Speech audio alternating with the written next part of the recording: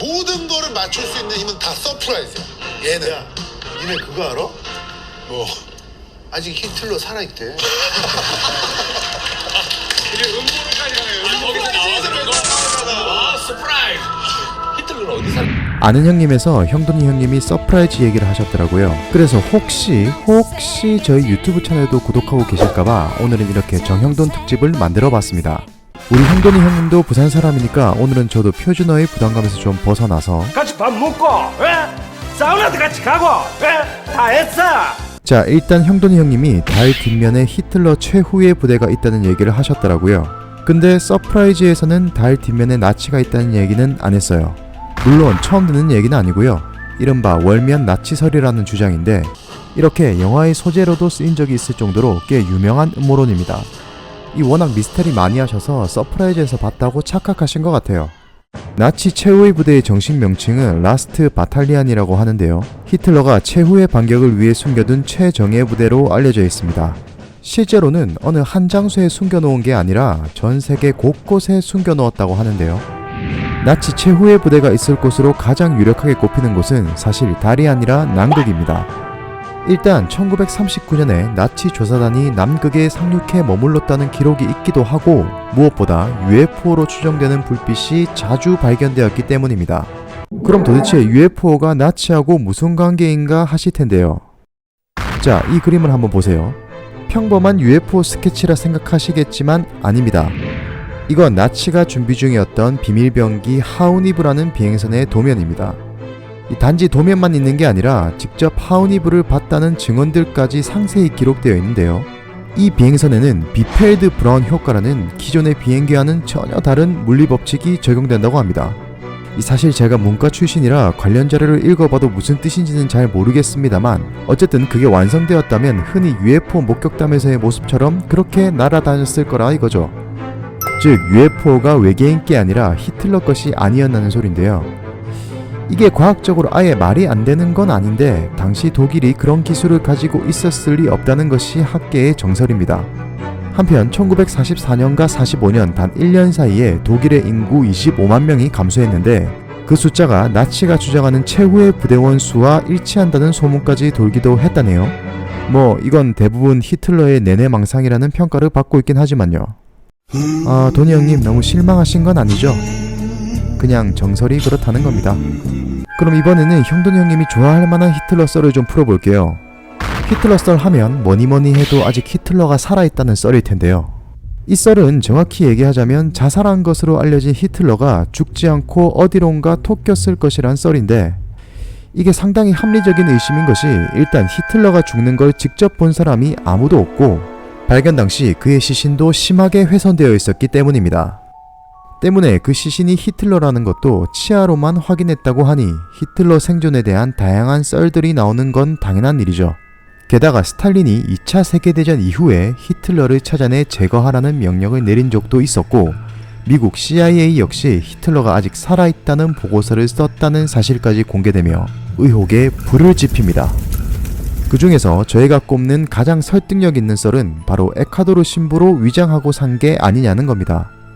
세간에도 히틀러가 살아있다면 유럽을 떠나 남미로 갔을 것이라는 추측이 많았는데요. 남미 에콰도르의 쿠엔카 마을에서 신부로 있던 크레스피 신부가 바로 히틀러였다는 겁니다. 일단 얼굴이 확실히 좀 닮지 않았습니까? 전문가들이 수많은 사진을 보고 분석한 결과 히틀러의 노년 모습이라 추정될 정도로 닮았다고 합니다. 이 신부는 1954년 쿠엔카 마을에 부임했는데 이 쿠엔카 마을이라는 곳 자체가 나치 장교들의 은신처로 알려진 곳이기도 합니다. 제가 히틀러라도 부하들이 많은 곳으로 왔을 것 같아요. 게다가 언어는 이탈리아어를 구사했다고 하는데 히틀러의 모친이 이탈리아 사람이었기 때문에 히틀러가 이탈리아어에 능통했다는 것을 감안하면 더욱 의심스럽습니다. 그리고 히틀러와 마찬가지로 채식주의자였다는 점도 있고요. 무엇보다 결정적으로 그 신부의 창고에 수많은 예술작품이 있었다고 합니다. 이게 일개 신부가 가지기에는 상당히 고가품이었다고 하는데요. 바로 이것이 미술품 수집 광이었던 히틀러의 컬렉션이 아니냐는 거죠.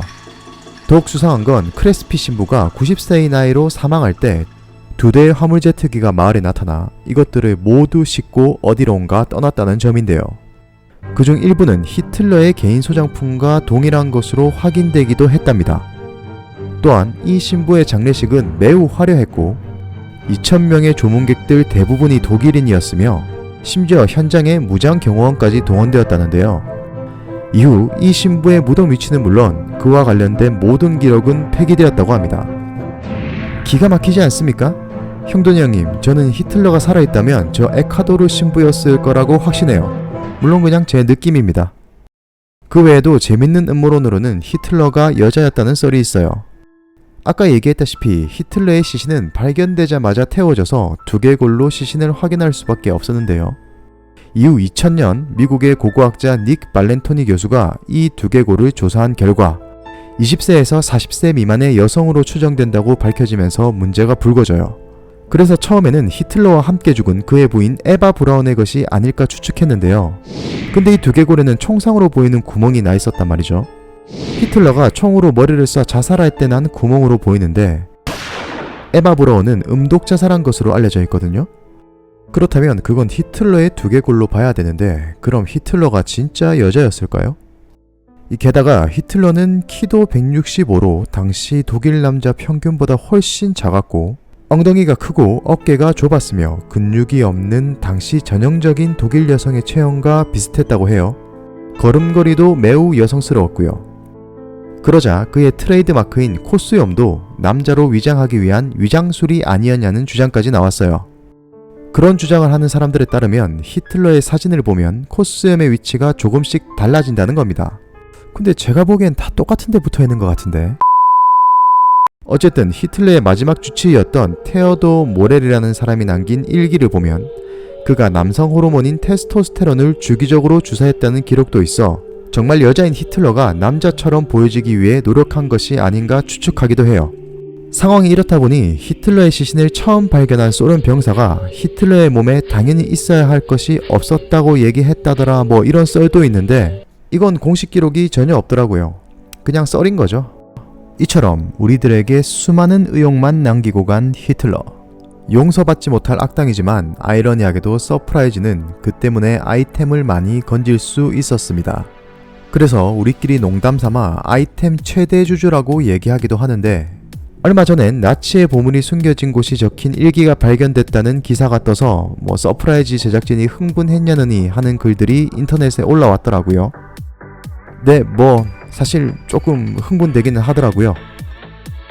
일전에 나치의 보물이 숨겨진 황금 열차가 발견됐다고 해서 무척 흥분되고 떨리는 마음으로 자료조사를 한 적이 있었는데 이게 허위로 밝혀지면서 제작진이 좀 시무룩해졌던 그런 경험이 있었어요.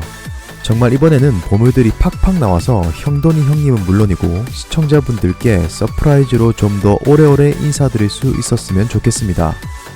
다음 편은 정형돈 특집 2탄 세계를 지배하는 숨은 세력들에 대한 이야기로 찾아뵙겠습니다. 신비한TV 서프라이즈에 대한 많은 의견 부탁드립니다. 추첨을 통해 상품을 드립니다.